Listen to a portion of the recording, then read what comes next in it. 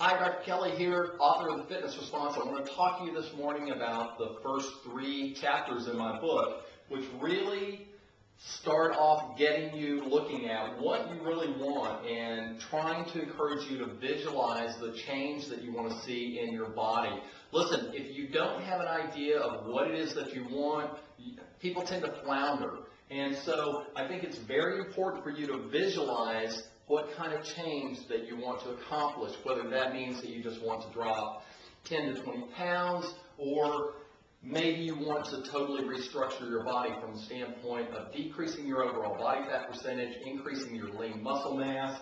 And that really comes down to really just getting clear about a goal, setting a goal about what you want to accomplish and how you want to get there. And a lot of times, even once we figure out what it is that we want, sometimes we don't know the path to get there. And so I think it's important to find your model of success. And when I say your model, one of the concepts that I talk about is that the physical body can be sculpted. We know that the physical body can be modeled. You can model certain physical characteristics after someone else, and that may seem like a kind of an esoteric concept, but the fact is that bodybuilders do that all the time. They eat in a certain way. They work out in consistent strategic patterns to accomplish certain physical change. We know that the body can be sculpted by through repetition and consistency of action and nutrition. And if you don't believe that, I would submit to you, if you think about Olympic athletes, for instance, and you look at long distance or marathon runners, is there a particular look that those groups of people have because they engage in activity which is mainly aerobic, and they take that to what might be considered somewhat of an extreme. They run long distances day after day after day, and that tends to restructure the body in a particular fashion that I think most people would be able to say, yes, I recognize that.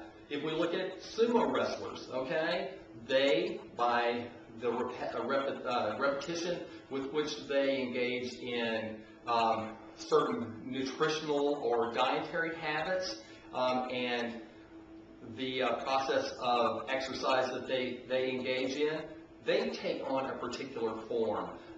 Back to, if you look at Olympic swimmers, there are certain physical characteristics that are associated with a competitive swimmer's body. And so I don't want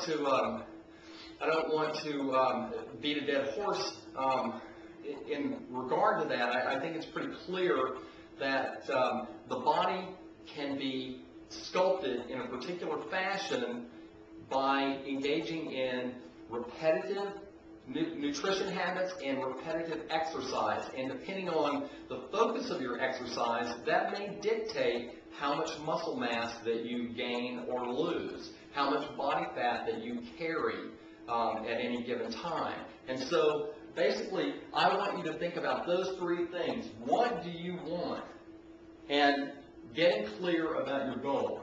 Part of that comes down to visualizing what your ideal is and really thinking about it.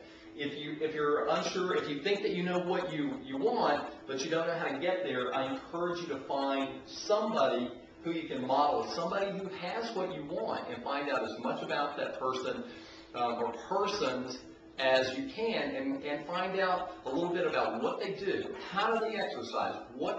How do they break down their exercise? Are they spending more time doing aerobic exercise, or are they doing a combination of aerobic and resistance exercise or strength training? Or are they doing only strength training? Are they just doing yoga?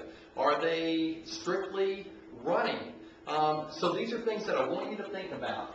Finding a model of success is very important for some people to really hone in on their goals and what they want to see from the standpoint of physical change.